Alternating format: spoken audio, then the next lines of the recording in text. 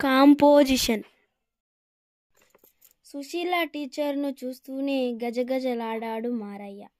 ఆవిడ లోపలికి వచ్చి హాజరు తీసుకుంది. పెన్ను మూత పెడుతూ క్లాసంతా కలయజూసింది. నిన్న కాంపోజిషన్ రాయని వాళ్ళు చేతులెత్తండి అంది. మారయ్య కూడా ఎత్తాడు. ఇవాళైనా వ్రాసి తెచ్చారా? మిగతా కుర్రాళ్ళు ఓంకారంతో మారయ్య గొంతు వినిపించలేదు. మీ పుస్తకాలన్నీ ఇలా ఇవ్వండి. అందరూ ఇచ్చేశారు. మారయ్య పుస్తకం పట్టుకొని ముందుకు వెనుక్కు ఊగులాడుతున్నాడు. ఏరా, ఇవాళ రాయలేదా? మారయ్య బెదురు చూపులు చూస్తూ గుక్కిళ్ళు మింగుతూ పుస్తకం అందించాడు. పుస్తకం తెరవబోయిన టీచర్ క్లాస్లో గోలతో తలెత్తి చూసింది. మారయ్య కళ్ళు తిరిగి పడిపోయాడు.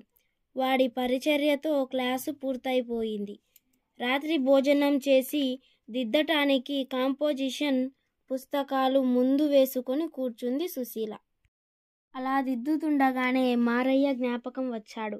వాడెందుకు అలా పడిపోయాడు? తను ఆ స్కూల్లో చేరి నెల రోజులే అయ్యింది. అప్పటి నుండి చూస్తోంది.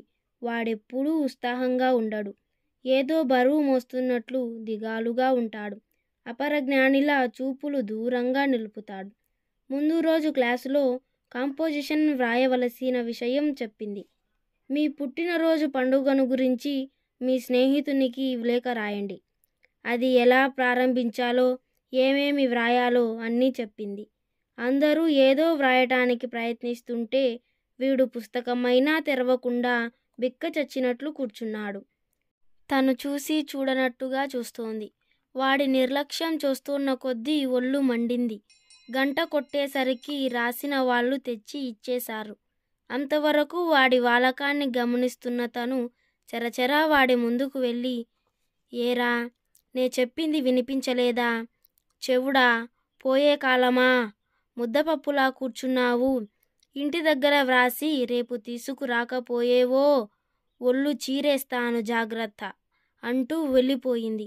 ఆ సాయంత్రం స్కూలు వదిలాక తనకెదురుపడిన వాడు లేడిలా బెదురుతూ పారిపోయాడు. ఇవాళ పుస్తకం ఇస్తూనే కళ్ళు తిరిగి పడిపోయాడు. కుర్రవాడు బొత్తిగా అర్భకుడు. వాణ్ణి కొంచెం గట్టివాణ్ణి చేయాలి అనుకుంటుంటే మారయ్య పుస్తకం టీచర్ చేతికొచ్చింది. తెరిచిన సుశీలకు బుర్ర తిరిగిపోయింది. అది కాంపోజిషనా? సుశీల టీచర్ గారికి మీరు నిన్న కాంపోజిషన్ వ్రాయమని ఇచ్చిన విషయం, నీ పుట్టినరోజు పండుగను గురించి నీ స్నేహితునికి లేఖ వ్రాయండి. ఇది మీకు చాలా సులభమైనదిగా తోచి ఉంటుందనుకుంటున్నాను. కానీ నాకు వ్రాయటానికి స్నేహితులు లేరు. ఉన్న స్నేహితులకు చదవటం రాదు. ఒకవేళ కూడబలుక్కొని చదివినా పుట్టినరోజు పండుగ ఏమిటో, దానికంత ప్రాముఖ్యతమేమిటో చచ్చినా అర్థం కాదు. అంచేత టీచర్, అర్థం కాని స్నేహితులకు బదులు అర్థం చేసుకోగలిగిన టీచర్కే వ్రాస్తున్నాను. కానీ ఏమని వ్రాయాలి టీచర్? నా పుట్టినరోజు పండుగ ఎలా జరిగిందని వ్రాయాలి టీచర్. అమ్మ పేరు సూరమ్మ.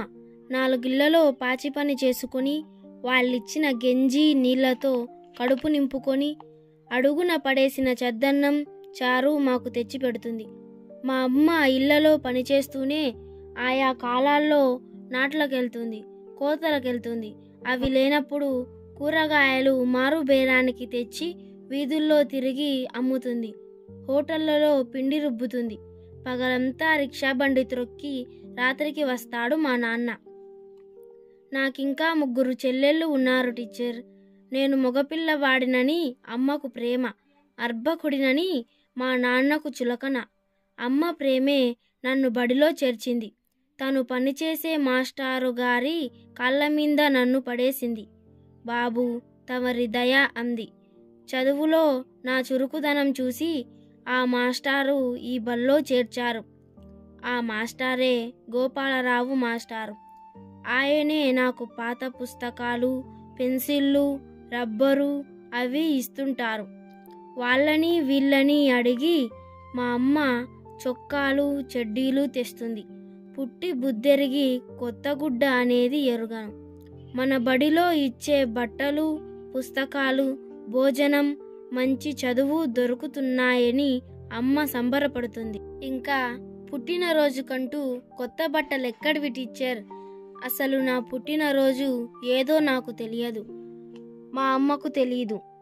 నిన్న ఇంటికెళ్ళి అమ్మా నేను ఎప్పుడు పుట్టానే అని అడిగాను. కొత్త మాసెళ్ళిన 4 రోజులకి పుట్టావని ఒక మారంది. కాదు కాదు, సంకురాత్రి ముందు పుట్టావంది. కాసేపటికి అది కాదు, పోలేరమ్మ జాతర మరునాడు పుట్టావంది.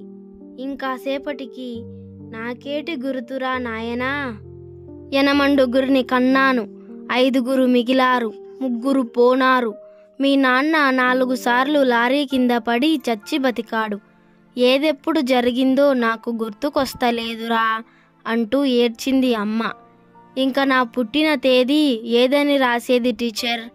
3వ తరగతి సైన్స్ పుస్తకంలో పరిసరముల శుభ్రత, వ్యక్తిగత పరిశుభ్రత పాఠాలు చదువుతున్నప్పుడు నా మనసు వెర్రిగా ఏడ్చేది. గాంధీ జయంతి నాడు మా వాడలకు ఎవరెవరో వచ్చేవారు. మేము ఇల్లు శుభ్రంగా ఉంచుకోవాలని, రోజూ స్నానం చేసి బట్టలు తుక్కొని వేసుకోవాలని, ఇంటి చుట్టూ చెత్త పోసుకోకూడదని ఉపన్యాసాలు ఇచ్చి వెళ్ళేవారు. మేము చాలా అజ్ఞానులమని, మూర్ఖులమని, శుచి శుభ్రత తెలియదని వారి అభిప్రాయం. కానీ నిజమేమిటో చెప్పనా టీచర్? మాకున్నది ఒకే ఒక్కటి, అదే దరిద్రం. మా వాడలో తెల్లవారుతూనే ఎవరి పనుల్లోకి వాళ్ళు వెళ్ళిపోవాలి. ఏమాత్రం ఆలస్యమైనా ఏదో కొరత పడుతుంది. ఉదాహరణకు మా అమ్మనే చూడండి టీచర్, లేస్తూనే పాచి పనికి పోతుంది. అది పూర్తి చేసి బజారుకెళ్ళి కూరగాయలు తెచ్చి తట్టలో వేసుకుంటుంది. అవి అమ్ముకొని వచ్చేసరికి పొద్దునెత్తిమీదుంటుంది. రాత్రి మిగిలిన కూడు తను తెచ్చిన పచ్చడి మెతుకులు అందరికీ తలో ముద్ద సర్ది చిన్న కునుకు తీస్తుంది. లేస్తూనే అంట్లు పనికి పోయి అక్కడ నుండి హోటళ్లలో పని చేసుకొని పొయ్యిలోకి సరుకులు తెచ్చి పొయ్యి రాజేసేసరికి చీకటి పడుతుంది. ఇందులో ఏది మానేసినా ఒక ముద్ద తగ్గుతుంది. కుండల్లో నీళ్లు నింపి చెత్తలూర్చి కుండలు కడగటం నా చెల్లెళ్ళు చేస్తుంటారు. ఇన్ని పనుల్లో మీకులాగా ఇల్లు అలుక్కోవడం, బట్టలు తుక్కోవడం, స్నానాలు చేయడం మాకు సాధ్యమా టీచర్? బట్టలు తుక్కోవడానికి సబ్బు కావాలి, అది కొనుక్కోవడానికి డబ్బు కావాలి. ఆ డబ్బు కోసం మళ్ళీ కూలికి పోవాలి. తిండికి పోగా సబ్బుకి డబ్బు మిగిలితే సొంత పనికి టైము దొరకాలి. అది కూడా దొరికిన నాడు ఓపిక మిగలాలి. రోగం రొష్టు లేకుండా చాకిరీ చేసిన కడుపు నిండా తిండి సంపాదించటానికి రోజు చాలడం లేదే. మిగిలినవి ఎప్పుడు ఆలోచించాలి టీచర్?